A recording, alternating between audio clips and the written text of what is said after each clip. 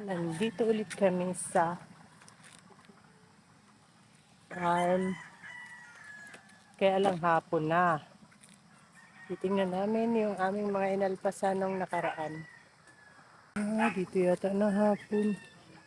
6 o'clock na nung nakarating kami kahapon sa farm, kaya ayan, ang mga manok naghahapon na. Madami na uling alpas ngayon sa range area, kaya ayan, yung iba nasa ibabaw na ng tangkal na kahapon. Wala kasing nahapon sa puno na mga manok sa range area, lahat nasa kubo, kaya siksikan sila. Kaya yung mga bagong dala namin, ayan, nasa ibabaw na ng tangkal, yung iba naman nasa taas ng kubo.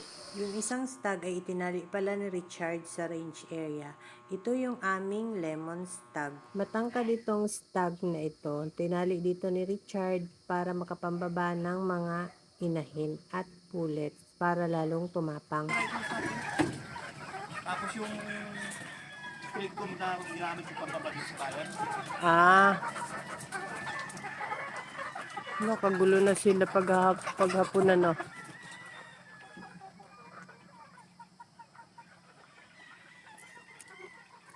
Yung iba dito yata naghahaponan sa ibabaw ng tangkal.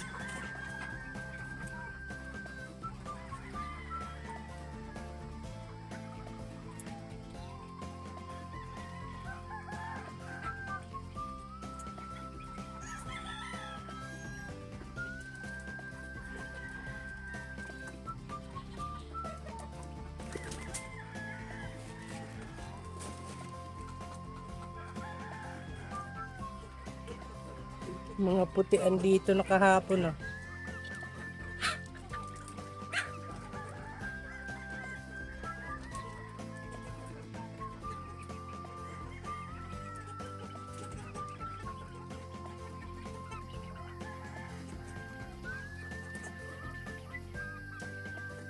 Dito lahat sila naghahaponan sa ano.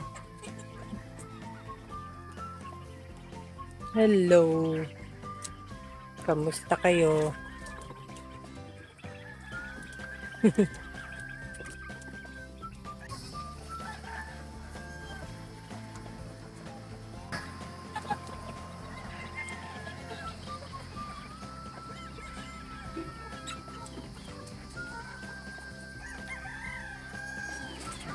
Ayan.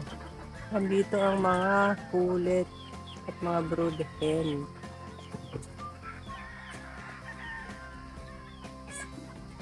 Mga bago kong dala dito naghahapon na sa tangkal.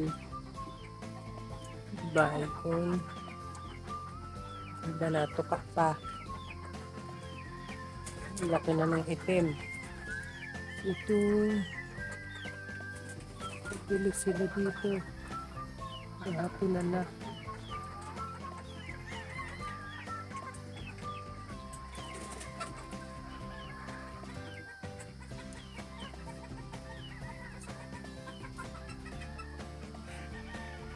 Ito naman marurunong na silang humapon.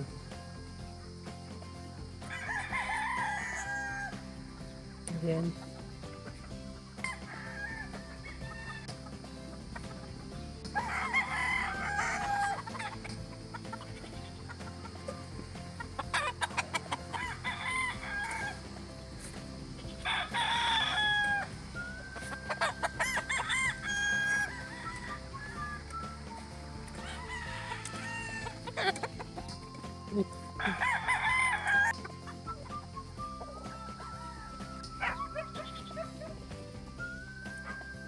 Dito nakatali.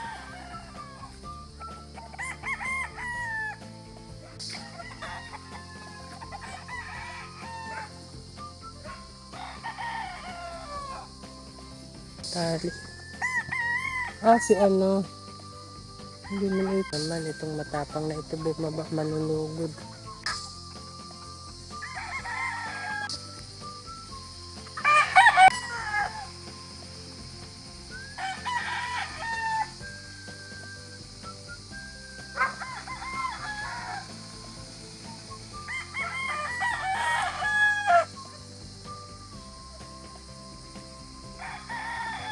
Madilim na.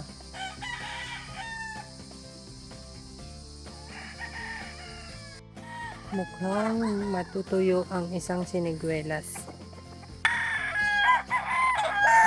Sana mabuhay pa. Nung malakas ang hangin daw ito nauga, kaya ganyan, natuyo. That's all guys. Thank you so much for watching. Please like, share, and follow for more. Bye!